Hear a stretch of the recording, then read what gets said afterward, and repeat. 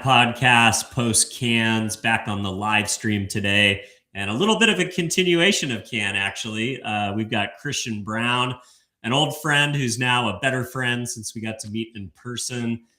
Did a little bit of business with him on the management side and the creator economy, and got to meet him in person. He showed up to my first event of the Can week at the Lost In Creator Dinner, and we were able to connect and get a little bit into his story. And unfortunately, we weren't able to make it happen at Can, but I'm excited to have you back. So thanks for coming on, Christian. Yeah, Dylan, thank you for having me. And let it be known in the record, we tried a plethora of times whilst in Can to meet up, whether I was trying to get you to come on this boat or we were trying to meet at dinner or we were trying to do this, but that was the busiest 5 days that I've certainly had in quite some time. So I'm glad that we got to make this happen back on the virtual side of things. Yeah, I love it. Well, it was definitely my fault. We broke an all-time record. We did 60 shows at Cannes, so it's a little bit. We get probably our most inbound pitches for the show, but we also are pretty proactive in trying to fill up our dance card. So it's always a little tough to try and get somebody in like on the fly, but always down to make it happen after the fact. So appreciate you jumping on today. Amazing. So yeah, man, why don't we, if it's good for you, I want to kick off with your intro and kind of your bio, because I think, you're a young founder and you're still pretty close to, early days. So, I want to talk a little bit about that if that's good with you. So, yeah, man, Christian Brown is the co-founder and chief marketing officer of Glewee. He's also a Forbes 30 under 30, and he is a marketing executive, a creator economy strategist based in the greater Miami area, coming to us from Boston today. And I think you're recently a transplant to New York, right? Yeah, that is correct. Yeah, riding up and down the East Coast of the U.S. Let's go. Well, as co-founder and chief marketing officer of Glewee, which is an all-in-one influencer marketing platform that automates and scales how brands, agencies, and creators collaborate. Recognized by Forbes on the 30 under 30 list for marketing advertising, Brown is a prominent voice in the martech space, specializing in Gen Z consumer behavior, data attribution, and influencer networks, and creator monetization. Christian, maybe we could start, a little bit with, I know I gave you your high level there, but I know you attended DePaul University in Chicago, but where did you grow up? And tell me a little bit about your origin story of how you found yourself founding Glewee at such a young age and kind of getting into this creator economy space.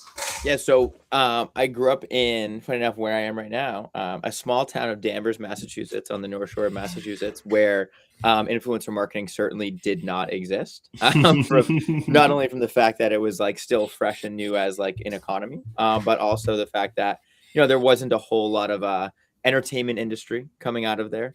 So, when I was younger, throughout middle school and high school, I was very into kind of the social media scene. The running joke I say is, and it's not even a joke, but I posted more Instagram stories than days I've been alive.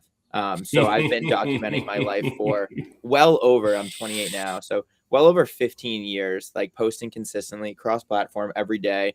And in a small town, if you want to venture out of things like sports or local news or anything like that, you kind of had to find a different avenue. And as social media was developing and really coming into the scene, this is the Facebook generation, the early YouTube video was really just coming out in long form.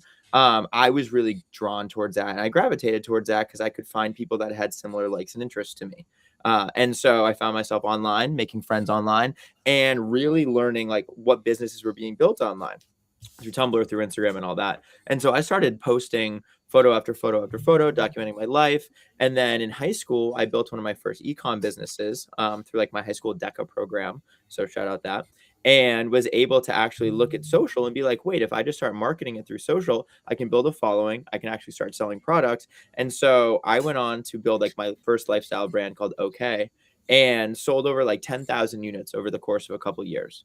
Wow. And so I not only used my local friends, but my friends I met in Boston and New York and Miami and Chicago and LA, all friends that I had met through social media to really build the brand and market it.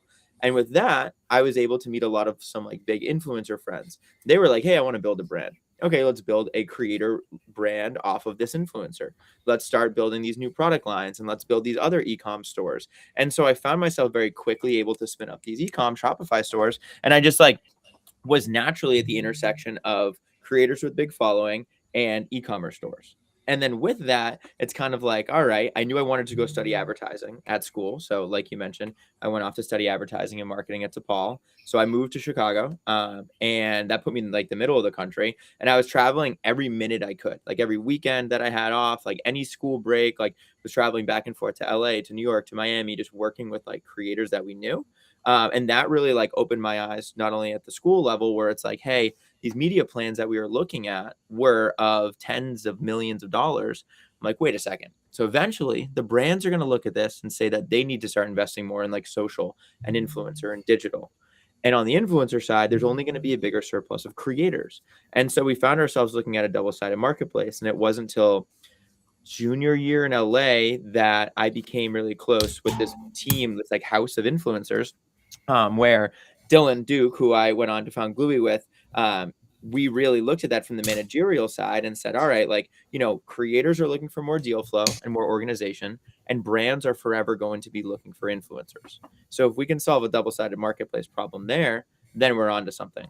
And it wasn't until the following year that COVID began in 2020. And we said, well, there's a lot of time on our hands right this second. What better time than the present to really just like go all in on something? And what is that, 5.5 years ago? We never looked back. So that was kind of how it went from a little small town in Danvers, Massachusetts, where I got involved in social into, getting it to the point that we've now distributed millions of dollars through our platform back into the creator economy through like creators and creator marketing. I love it. Well, it's a great story. I think it's a great, story of like following your passion and the idea that, you don't have to necessarily like, drop out of college and not go to school to like, do these types of things. Like, you remind me of another guy I know that I really respect, Dylan Huey, who runs Reach. He's kind of same thing, like kind of came up through the creator economy and built the social media clubs at USC and turned that into a management company. Tech play and all that stuff. So and that club actually produced a good friend of mine, Gigi Robinson, who brought me to your dinner. So that club single-handedly, indirectly introduced you and I 10 weeks ago.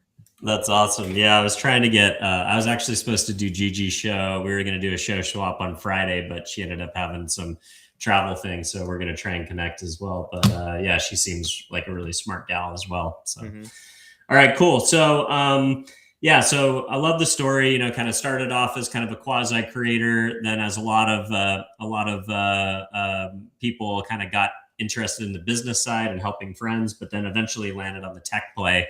So, when you kind of saw the power of creator marketing and what you could do with a handful of friends in these e-commerce shops, that's a big step from like building a double-ended marketplace and a platform, which is hard because it takes investors, money, coding, like to build product is a way bigger undertaking. So without getting into the details of the finances side, like what was your go-to-market? Like, did you want to, and there's also a lot of competition in kind of the creator marketplace ecosystem. So what was your go-to-market and what was the specific maybe niche or like part of the creator economy that you thought platforms that you had seen in the past weren't solving for? And then how did you build that, knowing that, this takes resources and you got to go out there and, essentially build product and stuff like that. So I'd love to hear a little bit about the that early days. So when you think about like, the marketplace, right, we have to think about it two-sided, right? So with that, we have an iOS app for creators and web platform for brands. And so we always set forth to build that double-sided piece of technology that spoke to itself and spoke to one another. So with that, let's kind of break it down into two sides. Let's start on the creator side. So first, we knew that we needed an iOS app. Like that was, no matter what, we wanted to have an iOS based app for creators that included deal flow, communication, contracting, pay in and pay out, all the way down to actually building a portfolio. So looking at like what was happening manually on the creator side and what was happening over email to get a deal done and bringing that all into one place while enhancing deal flow. So we knew we needed that. And then in order to get that, we need the web platform for brands. So we looked at that and said, okay, in a marketplace model, there's going to be a chicken, there's going to be an egg. What chicken were we going to build first? We were going to go for the creator side. So we built our like V1 of our iOS app, and we begged. We texted every person we knew, said, please download this, give us some feedback, let us know what it is, how it is. And then, originally people were like, well, what do we do on it? And I was like, oh man, you're right. We built the app. Now we need to go get the brands. So we were building the brand web platform simultaneously. And so with that, once we had both of them like out of MVP phase and we brought it to market, it was really like guerrilla style. So on the creator front, we went at it where like we were looking, so we're just US based, but we look for lifestyle, fashion, beauty, fitness, health, and wellness, like a little more of the consumer facing creators. So once we got our first batch of a couple hundred people on just through our network, we were learning what they wanted, right? How are we supposed to set up the portfolio, and how do we want to set up billing, and at what point do we want to authenticate the socials, right? So there were a lot of hurdles that we originally needed to get over with user feedback, and then we just built and iterated very quickly, right? 2-week development cycles, deploying as much as possible, getting feedback, and continuing that loop, while also working on the brand side, literally begging brands, like anyone we could get our hands on or get a conversation with, will you please give us just a little bit of budget to launch a very small influencer campaign, and we will teach you how to do it on our platform and we'll manage it, just so that we could get deals on the campaign board. And so we would be launching these deals for the brands, and then we'd be telling all our creator friends, hey, go sign up for this, like go apply for it on the app. And so really quickly, we were able to start pushing deals through. And we were like, okay, wait, the creator signed the contract, brand, go ship the product. So we were kind of cranking the wheel manually, but at the same time, it was working. And then I remember like the very first brand deal that went through the platform was $75. And, we took 15% of it. And I remember like, I almost cried because I remember the exact moment I was like, there's no way it worked. Like it actually, like we cranked every step of that wheel manually, but it worked, and the creator got paid out, and I watched them take their funds out of Stripe. And I was like, oh my goodness, the model's proven. Let's go. Like full steam ahead. And then from there, over the next 18 months or so, this is going to sound crazy, we sent out like 1.2 million emails. It was actually 24 months. But every creator in the US that met our criteria based on follower count, engagement rate, brand suitability, and past brand deal experience through a very intensive process and flow that we built, was emailed many, many, many times to download Glewee. And we picked up our first 40,000 downloads just with that one campaign. And it was running like 24 hours a day. So at one point we get like a couple hundred to 1,000 downloads a day. Now there's a download and application process associated, but we went as guerrilla marketing as humanly possible, so that we could really just go like high volume on this. And we would go to events and stuff. And some of our first creator events we'd attend, we had like a step and repeat behind us with the Glewee logo. And people would come up and be like, oh, wait, hey, it's you guys. Like you email me, and they'd show us the phone, and like it'd be our headshots with like a bunch of different names associated. And like, hey, you emailed me, like I downloaded your app. And I was like, yes, we did. So that was kind of our initial go to market on the creator side. Brand side was pretty standard, like getting our name out there in the influencer marketing platform space, reaching out through any agency or brand partner or anyone we knew.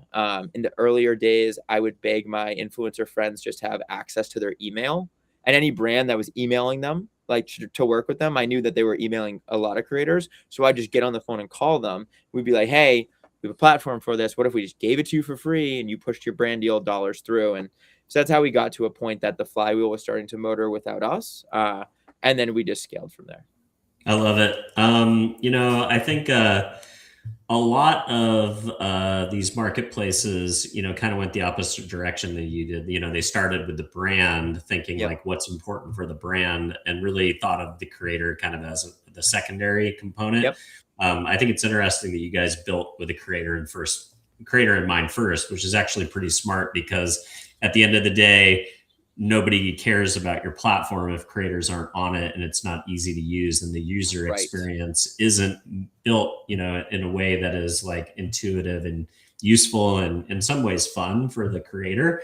And I love that you talk about the idea of downloads too. Like creators are mobile first. A lot of them don't even have computers, or they don't care about a computer. I mean, they do have computers, but they're like really like phone and mobile first. So it sounds like you guys really built your platform with the idea that it was like a mobile app before it was, some kind of like a, platform web app that you had to log onto or something. I did. Like well, do you have those in mind? Yeah, for us, like we are just now, 5 years in, we're just now building our web app for creators. Like over Wow. the past, we've taken this entirely to and through the market with the creator first mobile app. Now the brand side, brands and agencies have a web platform. It's a very Yep. complex, it's a intricate, I think of it as like this delicate process of creating and deploying campaigns and managing creator marketing. But on the creator side, it's as simple as they open their app, I can show you right now. And there's deals of the day, there's full deal flow. It looks and feels like Uber Eats. The chat feels like iMessage. The contracts are as easy as liking a photo on Instagram. Like we do all these things with a very mobile first approach. If you look here, you can see even on the Glewee platform, these are all the deals that came out just today, I right? So love like it. these are all, if you qualify, you get a notification. And with that, if a brand says they want females on the West Coast, age 18 to 32, for a new swimwear line, for example, that criteria that they set in the campaign creation process on their computer, it all goes out, and every creator that qualifies based on follower, location, gender, engagement rate gets a notification in real time that a new campaign with the campaign value is available for them. So when a brand pitches a $250 or $500 per post campaign for micro influencers, they can get anywhere from like 25 to 55 influencers that apply within the first hour. So like, having a high supply on the creator side of interested, engaged, and very happy to be their creators, and then having great brands that want to hire them. That's how we built the marketplace. But we just did it where the two sides were native from the tech perspective. Yeah, it's really smart. People have been trying to figure out like an end-to-end solution for influencer marketing since, the earliest days of creator economy. Really, marketers have always been looking for a solution that is as easy to operate as like programmatic media buying or launching a Facebook ads campaign or using Google AdWords. But I think that oftentimes marketers maybe discount the idea that, creators at the end of the day, they're not, banner space on the internet. They're human beings. They're creative Yep. by design. That's why they're called creators, and they're humans. But, the promise or the panacea of like end to end, being able to like set up what you want on one side and then, log on days later, hours later, and then you have a campaign live and things are running and metrics are tracking and sales are coming in and you've got dashboards, et cetera. Kind of like end-to-end influencer marketing as a SaaS-based platform versus a service business has always been attractive, but it is at the end of the day a human business. Where do you feel are the most important parts to continue to have a human in the loop as we continue to move more and more to an automated world as AI takes over more and more Yeah. aspects of the funnel? I think like a major difference between programmatic or even a Meta, Google Ads, traditional digital or out of home, whatever, and influencer marketing is that we're not just working with the platform to display, right? We're not just like paying a DSP and then it's deployed and then it's out there and the data is tracked, like you said. What we're doing is we're actually hiring a human being to be creative, to either receive a product or a service, make content that fits their audience, their niche, the brand guidelines, the content style, the hook, make it 45 seconds, actually edit it, add the subtitles, and submit it back. Now, I think the most important element to that is the human element, right? Now, the systems themselves will always be able to say, hey, here's the brief, here's the goal, here's the content style, here's the hook. But I think when it gets down to it, like actually having questions on, hey, is this idea good, right? Is this going to work? Hey, I think my audience is going to like this the most. I think at the ideation phase and the management phase, those are where human in the loop are always going to be required. Because at the end of the day, the creator side of it is never going to be fully autonomous. I think like, as AI gets better, we're going to be able to ideate faster on campaign styles, campaign hooks, and creative briefs and everything else. But we're still going to need to realize that we're going to be hiring and managing real people. And when something happens to that person, or if they need a couple of days to continue working on the creative, we need to give them that. And we need to have that human emotion that allows for that. Because what are we trying to do? Pay Samantha $250 or $500 or $5,000 to create a video for us that could live on forever. So why rush it? And why take the emotion out of it when we could simply just have a human in the loop to make that relationship, and to maintain that relationship between the brand and the creator. Yeah, I love it. So you think that platforms will always be kind of the operating system, but there's going to be creatives and strategists and influencer managers, kind of people who speak the language. There's always going to be humans in different parts of the funnel because it's innately a human to human business. Yeah, and like realistically, yeah, the data is great. And the creator's audience, right? The audience demographic, the psychographic, demographic profile and makeup of that audience, and their engagement rate and their follower count. Those are the quantitative sides of what makes a great creator program. But just looking at the creator and understanding, are they a good fit for the brand? Did the person that's developing the product or service have this creator profile in mind when they built it? Every time we build a new product or service, you're thinking about the ICP. You're building it for a cohort or a group of people or an individual or a problem to solve. Let's take that person you're building it for and let's make them the influencer, right? We think about ICP as ideal customer profile. In our world, internally, we describe it as ideal creator profile. So we want those two things to match, because when you can get a real person, a real creator, talking about your product, walking with your product that looks, walks, and talks like your ideal customer profile, now we're going to create a flywheel that piece of content the creator made is now a reusable asset across your own social, landingpage.com level, paid ads. So you can use that one $500 video over and over and over to drive endless amounts of revenue off that.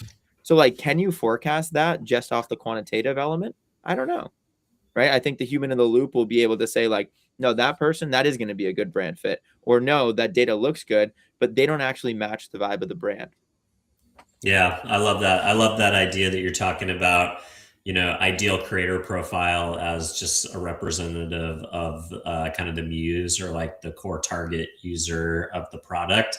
And I think your platform speaks a lot to, how far creator economy has matured, where the idea that, there are so many creators, so many influencers now, you really can kind of hone in on working with and recruiting and creating and working with creators that are like representative of your customer base. And it kind of like speaks to that authenticity, but it also allows you for customization, right? Because, there might be many, like people always like when people do like avatar building or like try and think about their audience segmentation, they always come up with like, oh, here's our 5 avatars and the people that we're targeting.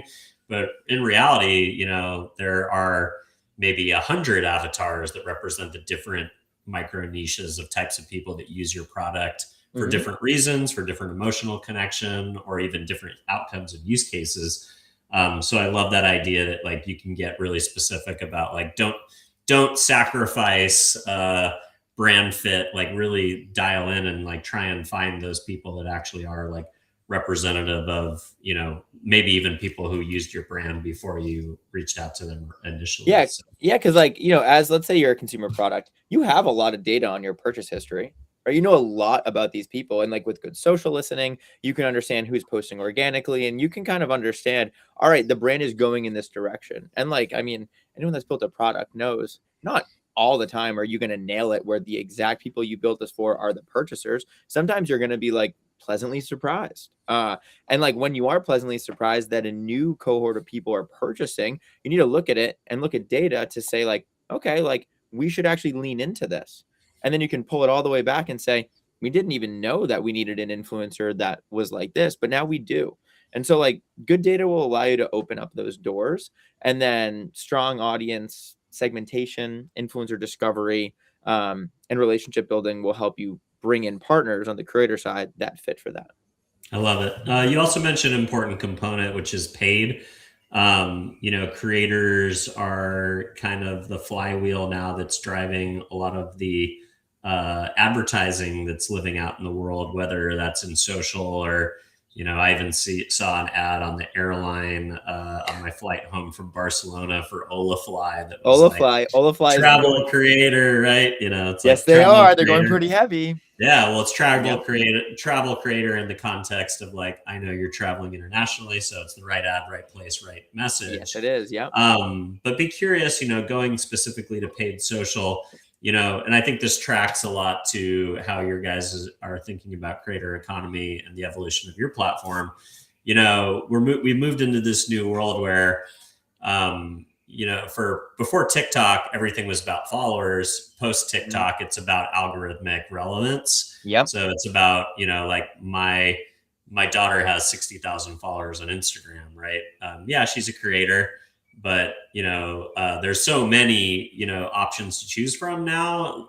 They're like the creator economy is wide and deep, and you talk about your experience as a young person. I think at one point 67% of millennials and Gen Z wanted to be creators. Yes, they did. And then people stopped wanting to go to the moon. And then also this idea that like you need lots of at bats. I think like three vertical videos a day to like optimize feeds for TikTok, Instagram Reels, and YouTube Shorts. How should brands think about paid strategy in the idea that like, hey, if you put a lot of stuff up in organic social, see what things hit the algorithm, that's probably the right place to like pour gas on the fire and like put more paid media dollars. And do you guys actually do any of the paid stuff? Do you advise on the paid stuff?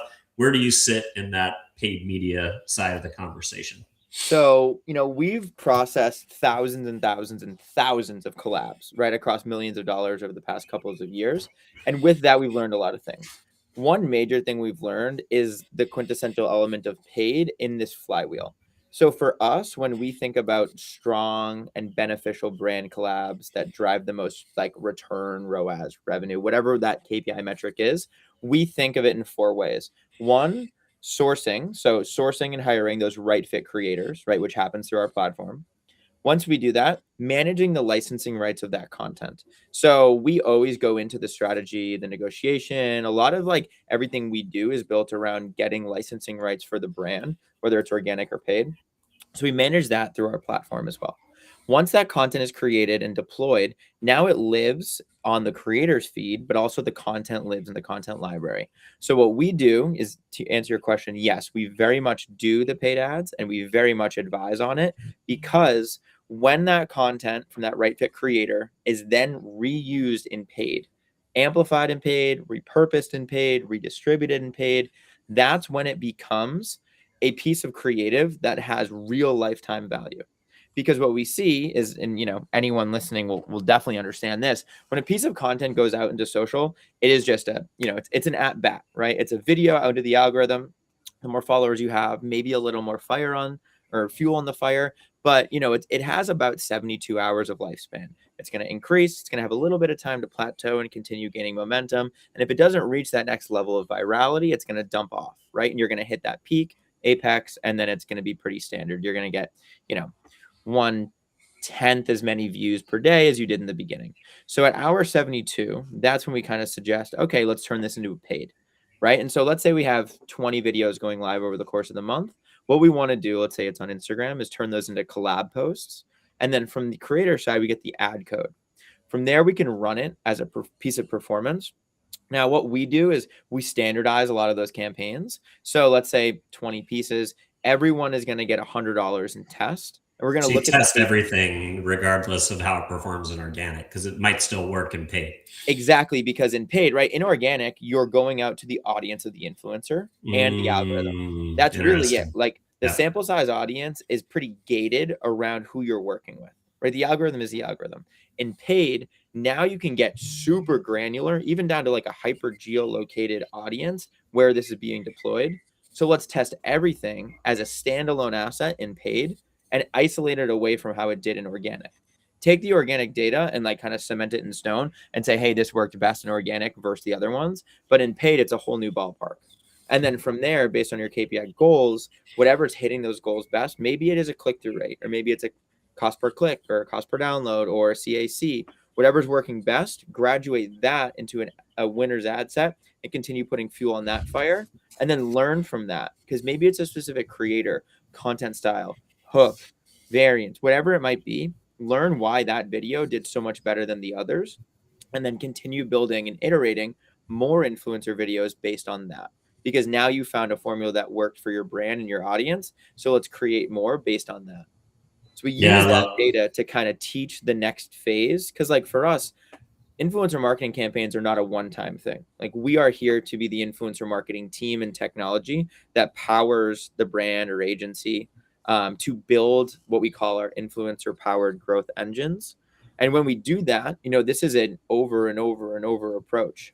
So we want to use the previous learnings from paid, organic, influencer, et cetera, to then power the next iteration and strategy for the campaign.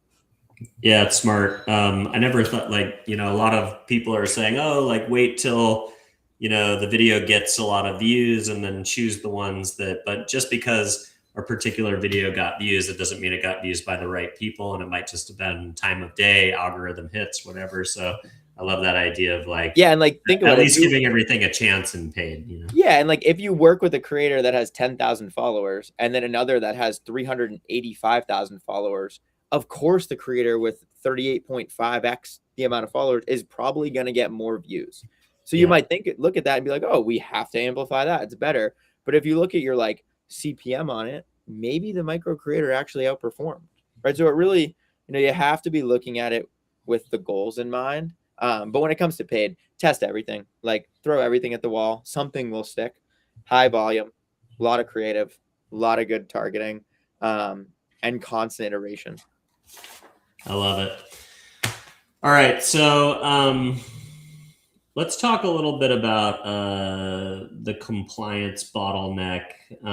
You guys emphasize that your database isn't just straight from the web, but it's actually a two-sided marketplace where creators have to explicitly apply and authenticate through Stripe. So you're not just talking about social APIs, you're talking about like literally like you're opting in, so to speak, through your bank account or how you want to get paid. In an ecosystem where there's, a lot of fake engagement, bot networks, ways to kind of goose following, people that have paid for their following, what is kind of the criteria in which you reach out to a creator to recruit them to the platform? And then, why is having a two-place marketplace that is an opt-in so much more valuable than just a database that's looking at kind of everybody and everything?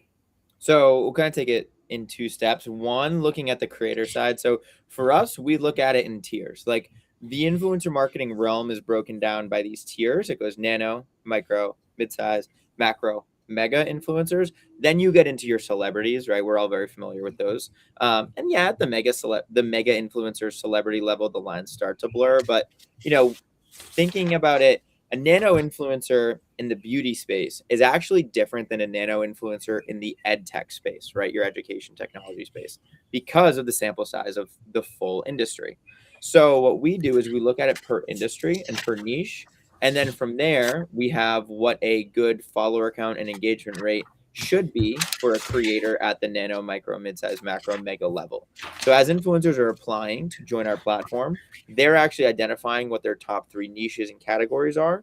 Based on that, we're looking at their follower count and engagement rate to ensure that they do fit within the community guidelines. We look at suitability for work, past brand deal experience, what brands they've worked with. It's a pretty diligent process we have. Then once they're admitted into the platform, they become a member of our opted-in network. Now, to your second question, the influencer marketing industry actually breaks down into 4 buckets. 1 is those databases, which we'll get back to. 2 is what we have, which is an opt-in network. 3 is going to be a hybrid of the 2. And 4 is your traditional agencies. Now, a database platform, what does it do? It's great for search and discovery. Like you can filter through tens of millions of creator profiles globally. You can filter by a plethora of different things. It's fantastic technology that exists out there. But at the end of the day, the end final product that you're paying for is to build a CSV or a list of influencers. Yeah, and then sometimes they don't even have contact information, and there's no guarantee. There's no guarantee that they're going to get back to you. Right, and like Zoom Info works really well, right? But like, does Zoom Info actually sell the contract, or does Zoom Info just give you the lead? Right, like it's very similar to that. And in influencer marketing, there's a couple components. There's your search and discovery, which is what we just talked about. Then there's your communication. So actually getting the contact of the influencer, maybe it's email, maybe it's DM, right? Like traditionally you would contact them somehow. Then when you do want to work with them comes legal and compliance. So who's doing the contracting, who's setting it off, what's the process flow there? Once the creator's in the campaign, you have to actually ship them the product or get them the service. They have to then create the content. And then there's the content creation, submission, feedback, review, and approval loop. So that has to happen somewhere. Then the content needs to go live and you have to track the data. Now, once the creator has finalized the payment or finalized the piece of the process, posted the video, we have to pay them. So what are the payment rails, the compliance, the KYC laws, etc. And then how are we going to actually track the data? And then come February, how are we going to do tax forms? So in your previous question, thinking about the databases, they will get you to search and discovery all day long, but you are on your own for everything else after that. So yeah, they're really powerful, but when we think about it, we are more than a database because we're not just that. We do have a database of creators that have all downloaded, applied, and opted in. And so when a brand joins Glewee or an agency and they launch a campaign, the creators that are applying are actually manually raising their hand to work with that brand in real time. They're not just another CSV line item. Yeah, that's interesting. I also wanted to ask you about this idea of, influencer marketing moving past like pay to play, post sponsorships, and moving towards data backed creator partnerships. What do you think is the right model for, getting dating before you get married, crawl before you walk, take your analogy. But, I think you're right that sometimes brands are unreasonable thinking that they're going to do a one-off post with a creator and it's going to have this huge ROI. And it's going to, totally change their trajectory. Yep. And then at the end of the day, like they do something with somebody, it doesn't convert off the first one and then they're on to the next.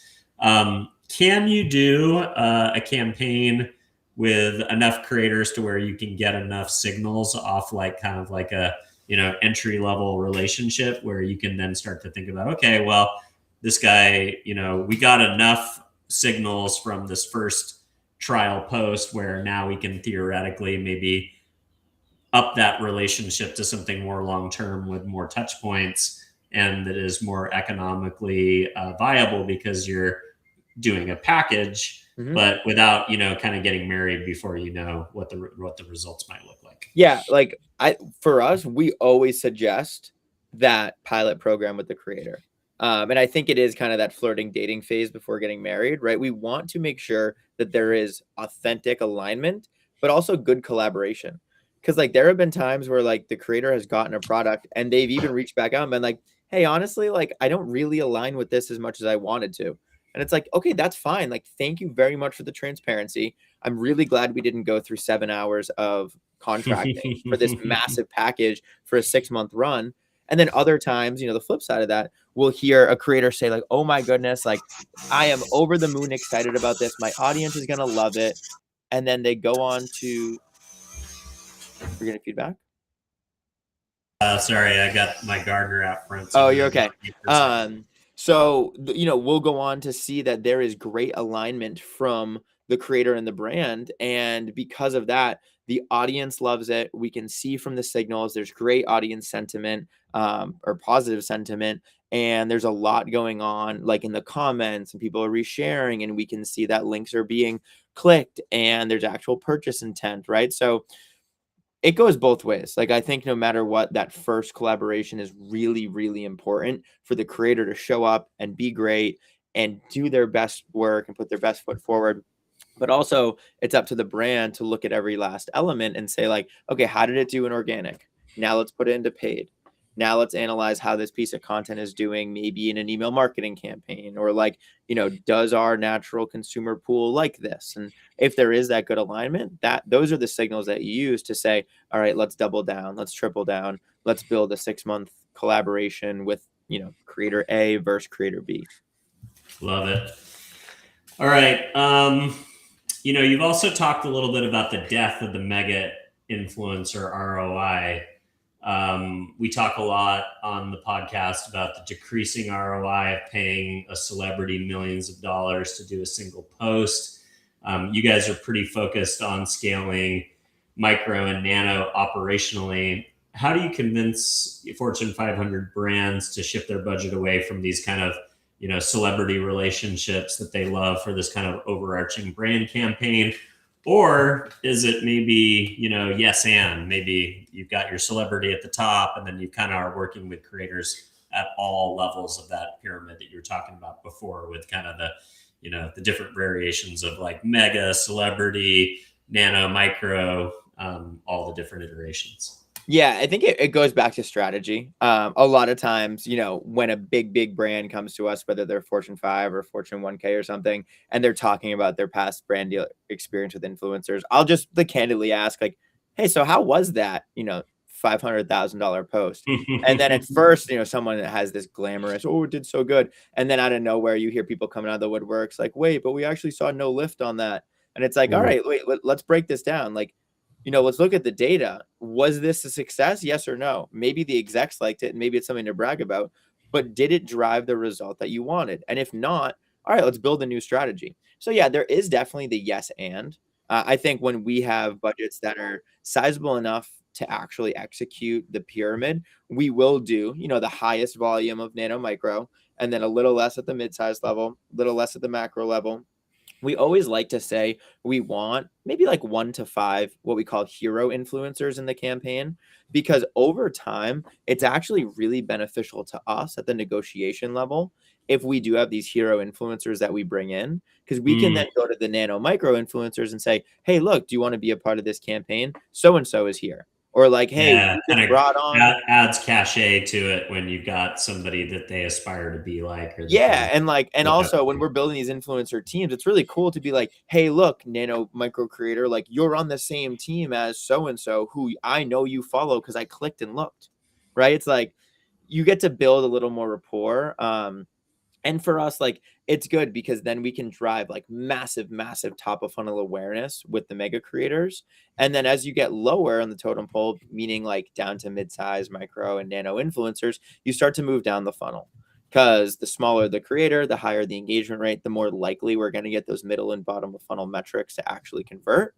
Whereas the creators that are massive, I mean, they're great for top of funnel. Like it couldn't be better. They're like a megaphone to the world. But to actually get someone to change their purchase decision making behavior, you want a little more testimonial style, a little more my friend told me, a little more micro creator. So that's how we split up those campaigns to best drive those results.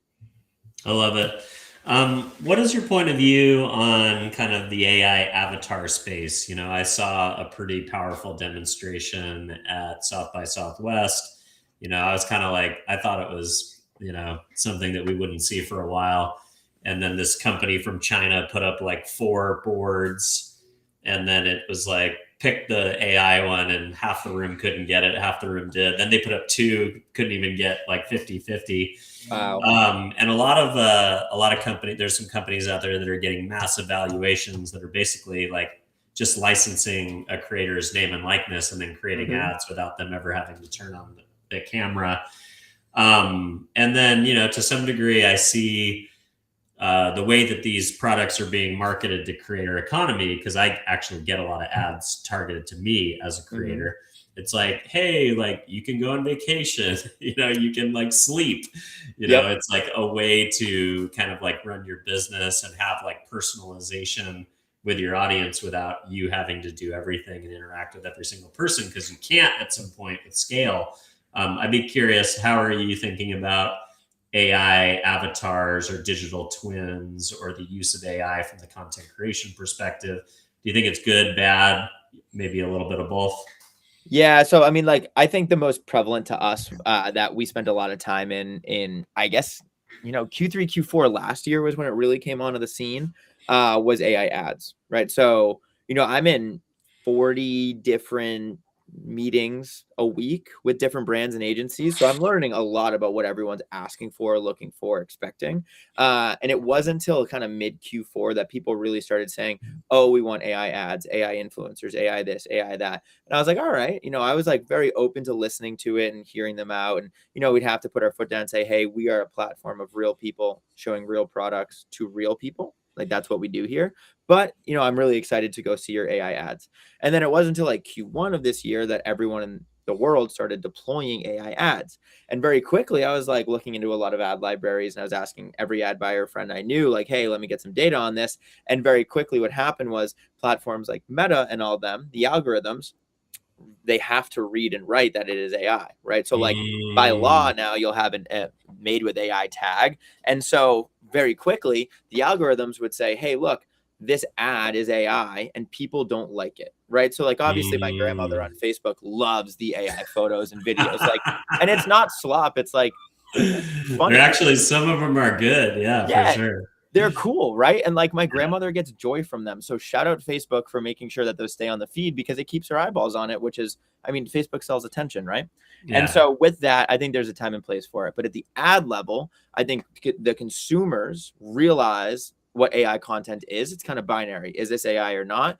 And people very quickly, especially in like Q1, Q2 of this year, lost trust in it. And I think the algorithms then said, hey, this ad has no trust. It's getting no clicks. It's not driving conversions. Let's favoritize a different ad in the library, and then let's kind of like opt it out. And so quickly, AI ads went from being really cheap to place to now really expensive, because Facebook's like, or Meta is saying, hey, look, people don't want this. So I think we very quickly, the tipping point happened. It's almost inverse, where we walked ourselves back to like, hey, we want real people and real content. Do I think the technology is killer? Absolutely. I think it's only going to get smarter and better. And I think very soon books are going to be written with AI. We're going to see movies that are primarily produced by AI, media and TV shows. Like a lot of mainstream stuff is going to get AI-ified. But I think on social media, it's always going to be binary. Like that was AI, that's over there. This is real life and over here. And people, even though they're scrolling and they're like kind of locked in on their phones, they want to feel like they're talking to real people. So I think that we're going to continue to see that shift happening. Yeah, I love that context, especially from a performance perspective. There's always this idea of like ad fatigue, like where like something new happens, there's a new feature, there's a new ad format, it works really well for like a quarter, and then it just becomes like banner blindness again. Right. Yeah.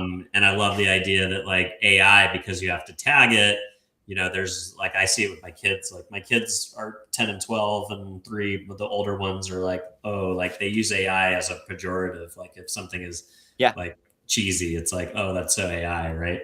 So if like people if they see the tag, they're like, oh, I don't trust it because it's AI, because that's my Pavlovian response. Right. That deranks, key metrics like click-through, clicks, engagement, all the things that matter.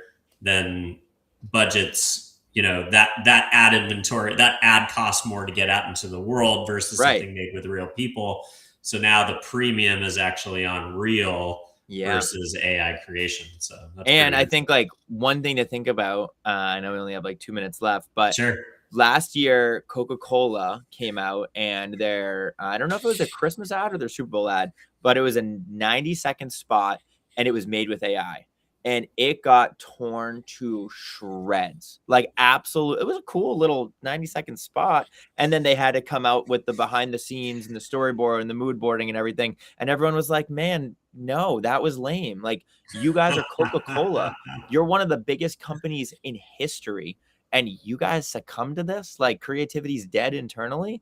Like, you have all these industries that are built upon creativity and people working together to build brands and bring stories to life. And you very quickly, a lot of people felt diminished by that. Like, oh, even they're going to AI. And it was really interesting to watch, like from all these different angles, from a Gen Z or a millennial or an even older perspective, people lose trust in Coca-Cola. Like who would have thought that would happen? And in the moment, I was like, wow, people lost trust in Coca-Cola. Like, isn't that wild to say? And it all happened because, like you mentioned, the Pavlovian response was, oh, that was AI. Like, come on, guys, you're better than that. So I think creativity is going to trade at an all-time high, especially in the future. I love it. Well, hey, on that note, I know you got a hard out, so I want to give you a chance to do your plugs. Where should people follow along or learn more about Glewee? Ooh, okay. So Glewee.com. Go to Glewee.com. If you're a brand or an agency, you can fill out like a very beautiful form. Chances are you might even talk to me or an amazing member of my team. And we can build out a great influencer-powered growth engine strategy for you. If you're a creator, you can download Glewee on the App Store, Glewee. I guarantee you'll find it.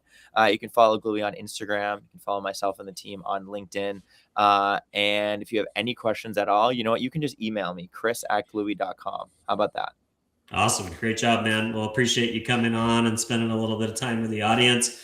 I'll go ahead and put you backstage while I do the sign off so you can jump to your next call. But thanks again for coming on, and we'll be in touch soon, I'm sure. All right. Thanks for having me, and All we'll right. chat soon, man.